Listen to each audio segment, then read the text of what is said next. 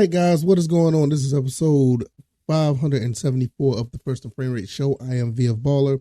Over here, we talk about Georgia Southern Atlanta Falcons football, and we're going to finish this week with some Atlanta Falcons information, or I guess more like opinion, because a lot has been talk about the quarterback situation, all the draft picks, all the things that's been going on with the Atlanta Falcons outside of the defense. I haven't talked much about the defense as much as we should, because I think the defense is going to be pretty special with all the new talent that's coming in, all the, the 1-year deals, the free agencies, the bigger deals that we got, with the Jesse Bates of the world and others, and even with the cornerbacks. But we don't talk much about Troy Andersen. And Troy Andersen is pretty much going to be the guy that they're going to give him the reins to actually be the heart of this defense. That's my opinion. I believe that's going to happen.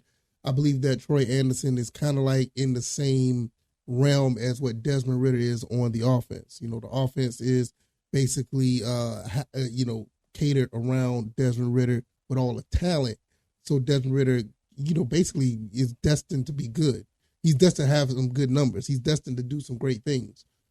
Troy Andersen is kind of the same way. Troy Andersen was one of the guys that, our defensive coordinator definitely was happy to be a part of and coach him up. And then he bought some other guys from how do you say he bought them? But the guys from the Saints came in that were the Saints, signed with the Falcons. So they're going to be around as well.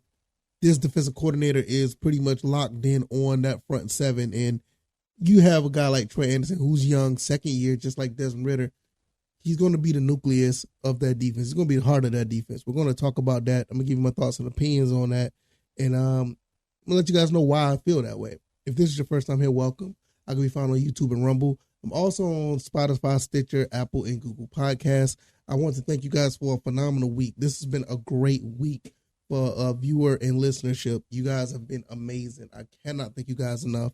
And we're going to just keep it moving, and hopefully we continue to progress and be better and better. The numbers get bigger and bigger, and all of this continue to grow as big as possible. All right, let's go ahead and get into this. Troy Andersen, he was a second-round pick in the 2022 draft, 58 pick overall.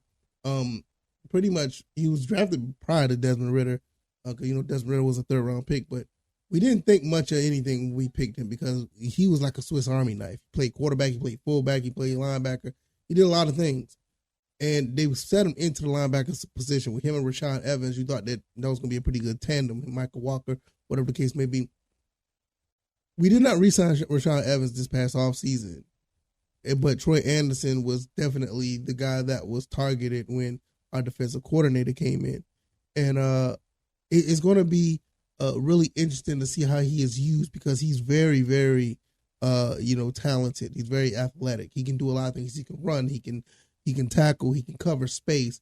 And a lot of things a lot of people don't think about, that he has a high intelligence of the game of football. So with him learning the position, him getting other talent around him, also having him with veteran talent or veteran leadership as well. This is the guy that's going to be, I feel, that could be the guy that's going to be the nucleus, the heart of this defense for years to come. He's on a rookie deal. He's going to be around for at least another 3 years. Going to see how that goes if we do decide to re-sign a guy like him. But I don't see why not. If he lives up to what he's been doing so far in his first season, he actually did pretty good. We'll talk about the stats in a minute. But if you look at what he's done so far and where he can go, you're talking about one guy who could probably be one of the top middle linebackers in the game. And, I really believe that. I mean, you got a guy who can move around. He's athletic. He can get to the quarterback. He can cover. He can catch. I think he did some receiving back in college. So, I mean, he can do a little bit of everything. With him having 69 total tackles in his rookie season was actually pretty decent. 40 of them was solo and 29 of them was assisted. So he has a pretty good, he has a pretty good resume so far, even as a rookie. One forced fumble. He has one pass. He blocked the kick, so he blocked the kick, and he also had a pass defended.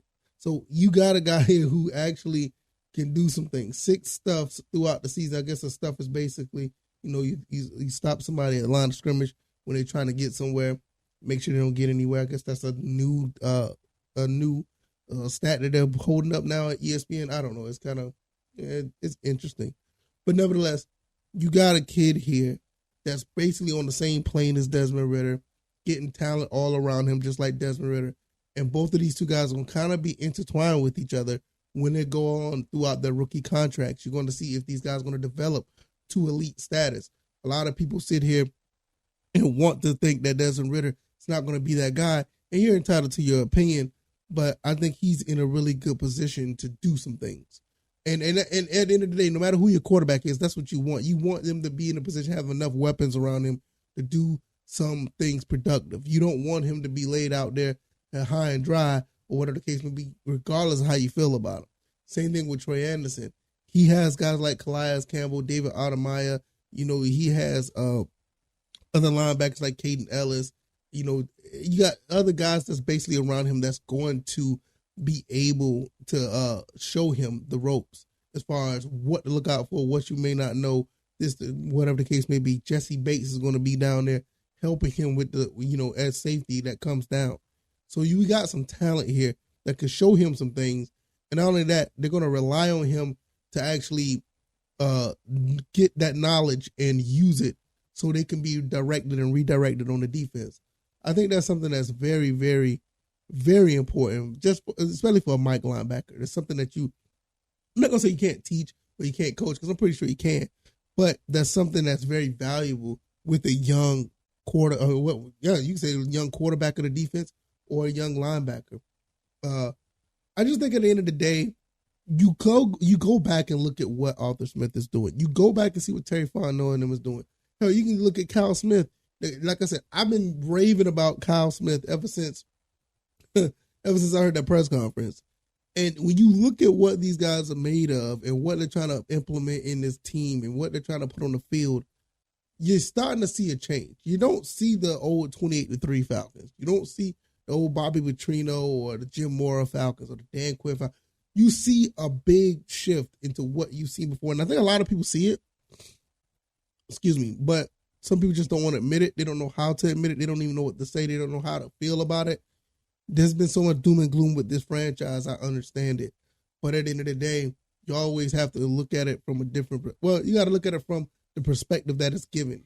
These guys are trying to put together a winning culture, a winning franchise. They're starting to try to get that together. And it starts with a Desmond Ridder, or it starts with a Troy Andersen. These young guys who are capable of leading other men, even at a young age. I mean, you saw what Matt Ryan did when he first got on the field. He was ready to take control of that offense, and you saw what his career blew up to. Same thing with these other guys. I want them to have that same type of effect on offense and defense.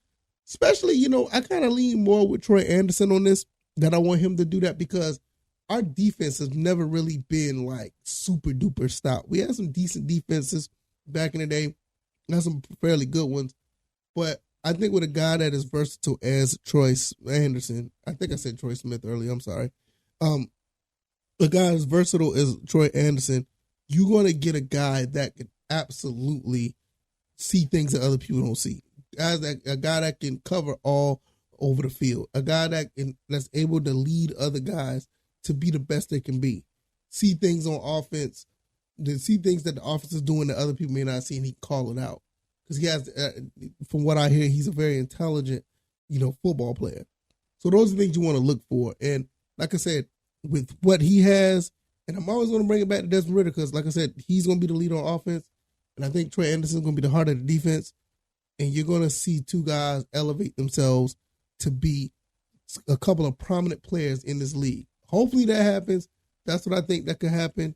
We'll see how that goes. And whatever the case may happen, or whatever the case may be, it's all going to be interesting to watch and see how it unfolds.